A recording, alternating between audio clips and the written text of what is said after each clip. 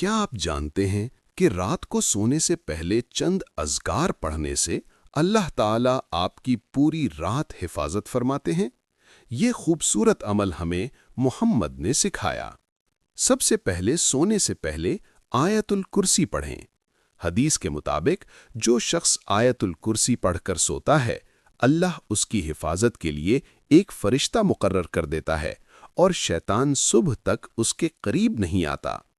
اس کے بعد 3 سورتیں پڑھیں: سورہ الاخلاص، سورہ الفلق اور سورہ الناس۔ انہیں پڑھ کر ہاتھوں پر دم کریں اور پورے جسم پر پھیر لیں۔